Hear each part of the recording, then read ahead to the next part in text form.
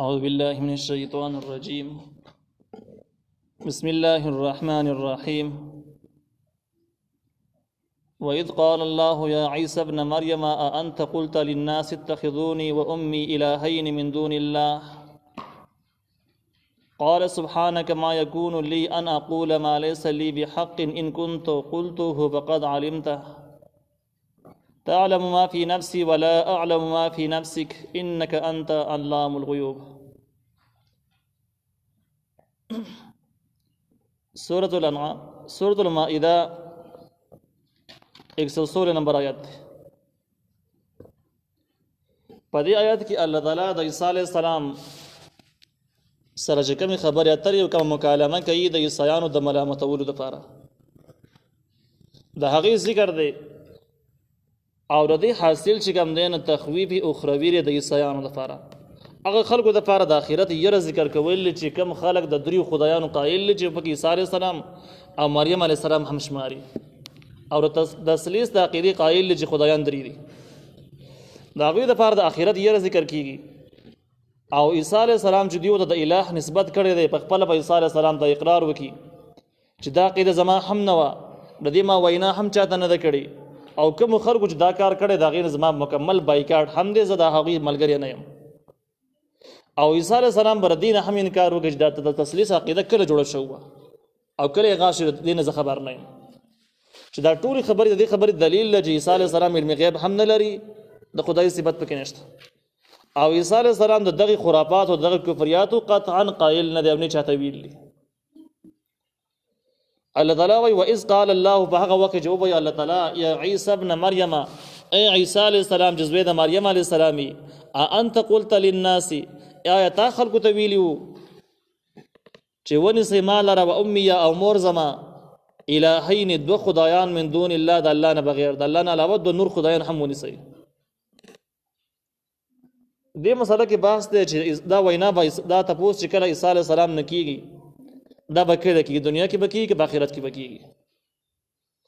د دوو علماو د امام قطرب او د امام صدی رحمه الله رایې دا ده چې دا تپوس به د عیسی علیه السلام نه په دنیا کې کېږي، کله به کېږي چې کله د اسمان نه راکوز شي. دا قول چې کوم دی دا کمزورې قول دی، صحیح قول نه دی او د اکثري علماو په دې باندې تقریبا اتفاق دی د دې دونه علاوه چې دا تپوسونه په قیامت کې کېږي. مخکې چې کوم آیات ذکر شوی دی په 110 نمبر آیات کې تاسو مخکې ویلي چې یوم یجمع الله الرسل، هغه ورځ باندې چې الله تعالی به پیغمبران راجمع کړي نو هلته باس د قیامت روانو. نو دا آیت د هغې سره تعلق لري، دا د قیامت احوال دی، د دنیا احوال نه دي. نو دا تپوس به د عیسی علیه السلام نه په قیامت کې کېږي. دویمه خبره دا ده چې عیسی علیه السلام نه چې تپوس کېږي، الله تعالی خو په هر څه باندې علم لري، علم غیب لري. د دې تپوس فایده څه ده؟ الله تعالی ته خو د مخکې نه پته ده چې عیسی علیه السلام نه داسې خبرې کړي دي، نه داسې کار کړی دی، نه داسې تعلیم چاته ورکړی دی. نو بیا به تپوس ته دپاره کېږي. نو موږ وویل تخویف اخروي دی د عیسیانو دپاره، د نصاراو د مشرکانو دپاره چې کوم د دریو خدایانو قایل دي. د عیسی علیه السلام نه به تپوس دې دپاره کېږي چې د عیسیان مشرکان چې عیسی علیه السلام ته د خدای پاک نسبت کړی دی هغه ښکاره په ښکاره باندې وشرمولی شي او د هغوی رسوایي معلومه شي چې دوی په عیسی علیه السلام باندې دروغ ورړولي دي او عیسی علیه السلام دا خبرې قطعا مناسب نه ګڼلې، هغه نه دي کړي. عیسی علیه السلام په خپله به دوی باندې به ګواه وکړي چې دا خبرې خو ما نه دي کړي، د کوم ځای کې نه پیدا کړي دي. نو د عیسیانو د ملامتولو د شرمولو دپاره به تپوس کېږي. دې دپاره به نه کېږي چې الله تعالی ته ګنې پته نه وژو تپوس به وشي، داسې مطلب یې نه دی. په یو حدیث کې دا هم شته، رسول الله صلی الله علیه وسلم فرمایي چې عیسی علیه السلام به الله تعالی راولي قیامت په ورځ باندې، تپوس به دې وکړي همدغه انداز باندې چې کوم احسانات یې ورباندې کړي د هغې ذکر به وشي او بیا به دا تپوس وشي چې أأنت قلت للناس اتخذوني، آیا تا خلکو ته ویلي چې ما او زما مور د خدای ووایي. عیسی علیه السلام ور دې نه د براءت اعلان وکړي چې دا خبرې ما قطعا نه دي کړي، دا دروغ دي. بیا به د نصواراو نه تپوس وشي نصواراو تاسو د دا خبرې عیسی علیه السلام کړي دي؟ مشرکان تثلیث والا خلک به ووایي چې او موږ ته یې کړي دي، عیسی علیه السلام موږ ته ویلي. د دې نه وروسته به دغه کسان چې د دروغو ګواهي وکړي په عیسی علیه السلام باندې ټول به جهنم ته ور واچولی شي. دا د یو روایت مفهوم دی. نو د دې نه هم معلومیږي دا چې د عیسی علیه السلام نه تپوس به د دې دپاره کېږي چې عیسیان په صحیح طریقه باندې ملامت کړی شي.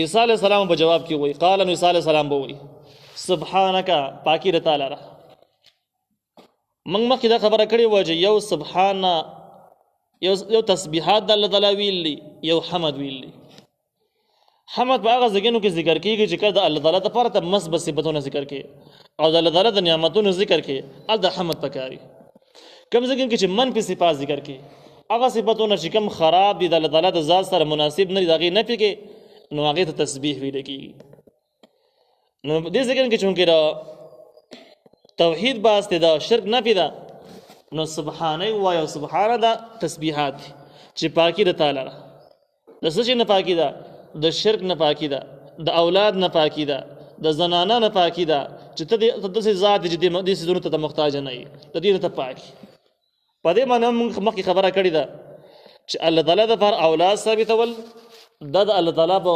ذات په خدایي کې ډېر زیات عیبونه راایستلي او باقي باندې موږ تفصیلي خبره کړې وه چې اولاد دپاره انسان محتاجي زنانه ته او احتیاج دا صفت د مخلوق دی موږ ویل چې الله تعالی د هېچا محتاج نه دی ته چې کله الله تعالی دپاره اولاد ثابتې دا به محتاج وګرځې نو دا قطعي یقیني کفر شو دویم اولاد ته د هغه چا ضرورت دی چې کم باندې بیماریانې کمزوریانې راځي خدمت ته ضرورت پیښیږي نو ته چې اولاد ثابتې نو په دې معنا به ثابتې چې الله تعالی د دې نظام چلولو دپاره یوازې کافي نه دی نعوذ بالله یا هغه باندې کمزوري راځي نو بیا به زوی راپاڅېږي دا نظام به کنټرولوي نو دا هم قطعي کفر دی په دې کې شک نشته دی دریم دا چې کله سړی وفات کېږي او میراث یې پاتې کېږي هغې دپاره زامن پکاري نو چې کله ته الله تعالی دپاره زوی ثابتې په دغه معنا سره به ثابتې دا هم کفر دی نو په د یو زوی دعوې سره دومره زیات کفریات راجمع شو نو عیسی علیه السلام وویل چې سبحانک پاکي د تعالی دا کفریات نشته دی دا دروغ دی الله تعالی دپاره اولاد شریک بالکل نشته نو سبحانک پاکي د تعالی د شرک نه ما یکون لی ندی مناسب زما دپاره ان اقول چې زه ووایم ما هغه خبرې لیس لی بحق چې زما دپاره حق نه دي سبحانکه کې عیسی علیه السلام د خپل عقیدې اظهار وکړو چې زما عقیده دا ده چې الله تعالی دپاره هېڅ شریک نشته د شریک نه الله تعالی پاک دی اوس په دې ان اقول ما یکون لی ان اقول ما لیس لی بحق کې عیسی علیه السلام د خپلې وینا صفایي ذکر کوي چې عقیده مې هم دغه شان ده کې توحید ده خو وینا مې ګورې هم د شرک نه وه ځکه چې زما دپاره مناسب نه دي ان اقول چې زه ووایم ما هغه خبرې لیس لی بحق چې زما دپاره حق نه دي یعنی د توحید نه وروسته د شرک دپاره وینا هم مانه ده کړې دریم د هغې باندې دلیل پیش کوي چې نه مې خراب عقیده لرله نه مې خرابې خبرې کړې دي هغې باندې دلیل دا دی ان كنت قلته چې چېرته کې ما ویلي دي خبرو لره چې ما ته خو دې ووایه زما مور ته خو دې ووایي فقد علمته یقینا تا به پېژندلي الله ته وایي تعلم ته پېژنې ما هغه څه فی نفسي چې زما په زړه کې دي ولا اعلم زه نه پوهېږم ما فی نفسک هغه چې ستا په ذات کې دي یعنی تا ته چې کوم څه معلوم دي هغه ما ته نه دی معلوم او زما په زړه کې چې کوم څه دي نو الله تعالی ته وایي هغه تا ته پوره معلوم دي چې دا خبرې زما په زړه کې هم نه دي تېرې شوې زما په خوله باندې هم نه دي راغلي انک انت علام الغیوب یقینا ته خبردار یې په پټو څیزونو باندې نو عیسی علیه السلام د برأت اعلان هم وکړو د خپلې عقیدې اظهار یې هم وکړو دا یې هم وښودل چې زه په غیب خبرو نه پوهېږم په غیب باندې صرف الله تعالی پوهېږي نو دې ټکي سره خود به خود د خپل خدایتوب بیان پې وکړه ده ما قلت لهم ما نه دي ویلي هغوی ته دا تفصیلي مضمون دی چې کله ما د شرک عقیده نه وره شرک خبرې مې نه دي کړي نو چې کله زه پیغمبر شوم زما ډیوټي څه وه نو عیسی علیه السلام وایي ما قلت لهم ما نه دي ویلي دوی ته الا ما مګر هغه څه مې ورته ویلي امرتنې چې تا پې ما ته حکم کړی و به په هغې باندې هغه څه خبرې وي هغه دا وي ان اعبد الله چې بندګي کوئ د الله تعالی ربي چې زما رب دی و ربکم ستاسو رب دی ما خلکو ته دا خبرې کړې دي چې الله تعالی بندګي کوئ دغه الله زما هم رب دی ستاسو هم رب دی وکنت علیهم شهیدا او زه یم په دې باندې ګواه تر څو ما دمت فیهم تر څو چې زه ژوندی وم په دوی کې یا تر څو چې زه موجود وم په دوی کې فلما توفیتنی هر کله چې تا وفات کو ما لره یا هر کله چې تا اوچت کو ما لره كنت انت الرقیب علیهم نو یقینا ته وی نگهبان سارونکی په هغوی باندې دې ځای کې عیسی علیه السلام د دې پورې خبره وکړه چې کومه حده پورې زه موجود یم په دې قوم کې هغه پورې ما خلک د الله تعالی عبادت ته رابللي دي او داسې مو ته ویلي دي چې ان اعبدوا الله ربي و ربکم نو خپل ځان خپل امر مو ته نه دي یاد کړي دا د کوم وخته پورې ما دمت فیهم در څو چې زه موجود وم په دوی کې. فلما توفیتنی هر کله چې تا زه اوچت کړم د دنیا نه. وفات چې کوم دی نو دا پوره قبض قبر ته ویل کېږي. پوره قبض چې کوم دی دې ته ویل کېږي چې انسان روح او بدن دواړه اوچت کې اسمانونو ته وخېږي. دا مفات دی. او دې ته مفات ویل کېږي چې صرف روح ته واري بدن پاتې شي. نو دې ته مفات ویل کېږي. عام ته چې موږ کوم څه ته وفات وایو په دنیا کې نو هغه دې ته موږ وایو چې کله انسان نه روح لاړ شي بدن یې پاتې شي. موږ وایو دا وفات شوی دی. دلته کې دغه معنا نه ده مراده بلکې وفات په معنا د قبض سره دی چې تا زه قبض کړم یعنی زه د روح او جسم سره یو ځای اسمان ته بوتلم. د دې په تایید کې د مسلم شریف او د بخاري شریف یو روایت هم داسې شته دی. نبی علیہ السلام فرمایي چې قیامت کې به ځینې خلک راشي زما په خوا باندې به تېر شي او جهنم ته به رواني. نو زه به د خپل رب نه مته سوال وکړم چې دا خو زما کسان زما ملګري وو دا خو جهنم ته روان دي. الله تعالی به ووایي چې تا ته پته نشته چې ستا نه بعد دې خلکو کومې خبرې را پیدا کړې وي. ستا بدن کې کومې نوې خبرې پیدا کړې وي هغې ته په علم نشته دی. یعنې ستا د دین د خرابولو لپاره پوره خواري کړې ده وروسته ځکه جهنم ته روان دي. نو نبی علیہ السلام وایي دغه ټینګ به زه دا الفاظ ووایم. هغه الفاظ به ووایم چې کوم الفاظ زما غونده کې یو نیک بنده بل ویلي د عیسی علیه السلام دی چې وكنت عليهم شهيدا ما دمت فيهم فلما توفيتني كنت انت الرقيب عليهم. تر څو چې زه موجود وم نو زه خپلو خبرو باندې ګوایم چې په هغه ټیم کې دا کارونه نه دي کړي. او کله چې زه وفات شم دنیا نه لاړم نو الله ته به هغې باندې نګهباني تا ته پته چې څه به یې کړي ما ته پته نشته. د دغې حدیث نه دا معلومیږي چې نبي علیه السلام علمي غیب نه لارو. خو د دغې حدیث او د دې روایات د دې آیات چې کله را یوځای شي د دې نه مرزا غلام احمد قادیاني د یو د کفري عقیده ثابتوي. هغه داسې وایي چې عیسی علیه السلام وفات شوی دی. څنګه وفات شوی دی؟ ځکه چې نبی علیه السلام دغه روایت د دې په تایید کې ذکر کو چې فلما توفیتنی كنت انت الرقیب علیهم. زه هغه الفاظ وایم چې کوم زما ملګري عیسی علیه السلام ویلي دي او هغه دا دی چې زه په دې کې چې موجود هم دا کارونه نه کړي. کله چې زه وفات شوم نو بیا هغه وي چې څه کړي دي نو هغې ما ته پته نشته دی. الله ته ګوایي. نو ګوره نبی علیه السلام خو یقیني وفات شوی دی. نو چې یقیني وفات شوی دی او دغه جمله نبی علیه السلام وایي نو معلومیږي دا چې عیسی علیه السلام هم وفات شوی دی او اسمانونو ته دوباره راکوزېدل دغه نشته. دا د مرزا غلام احمد قادیاني کافر عقیده ده کوم چې په دې دنیا کې په پاکستان او هندوستان کې مکمل رایج کړې ده. د دې عقیده ده چې نبی علیه السلام نه بعد زه راغلی یم پیغمبرۍ په سلسله کې. او د دې عقیده دار دعوی دا ده چې قرآن منسوخ دی. در ځان یو شی جوړ کړی دی تذکرې په نوم باندې.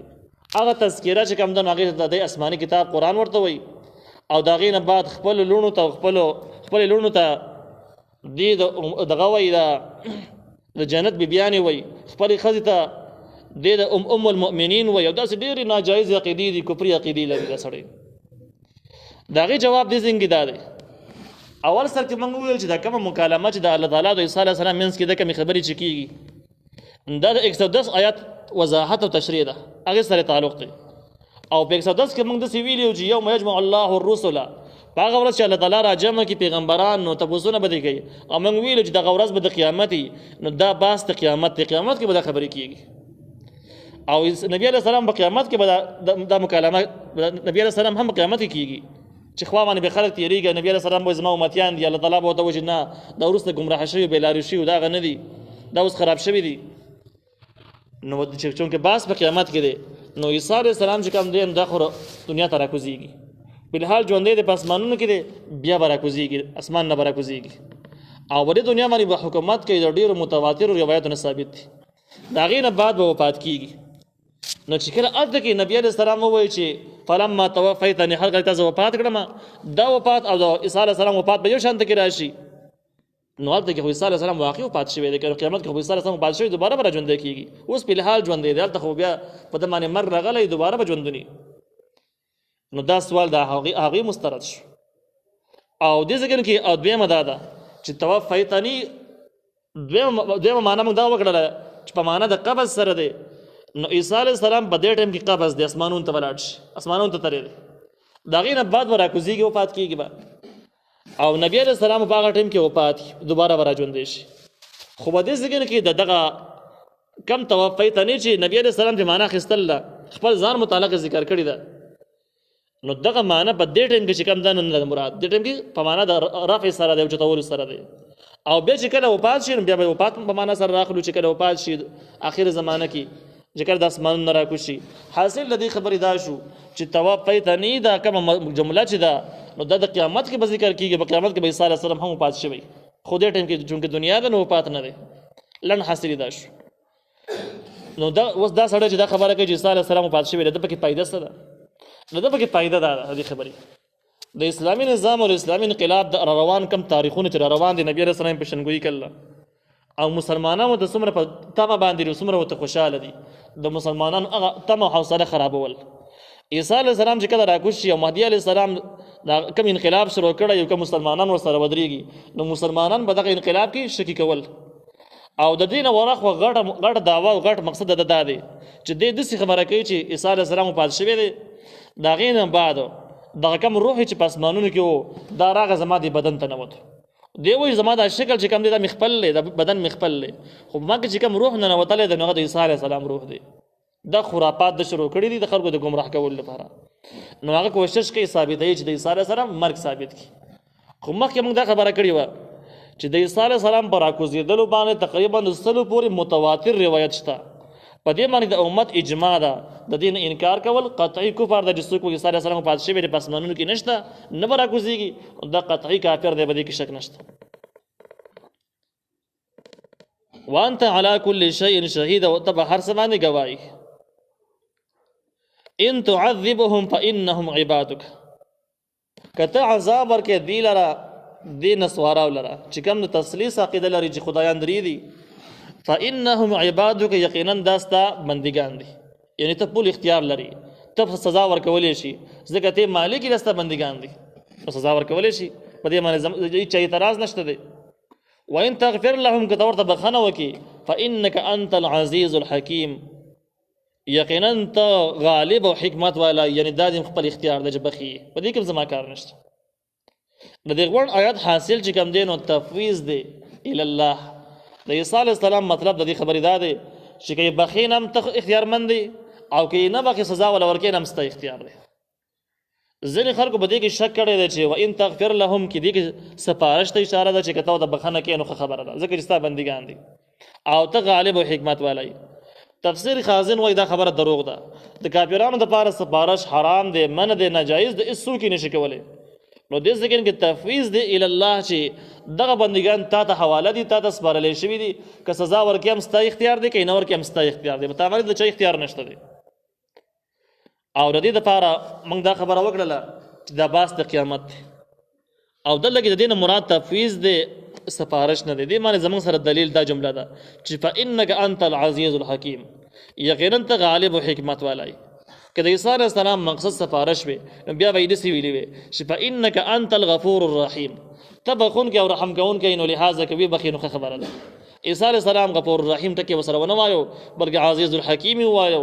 دا صریح دلیل دی په دې خبره باندې چې عیسی علیه السلام دغه نسوارا او سفارش به نه کوي بلکې هغه به الله ته سپاري چې ستا خپله خوښه ده چې څه ورسره کوي.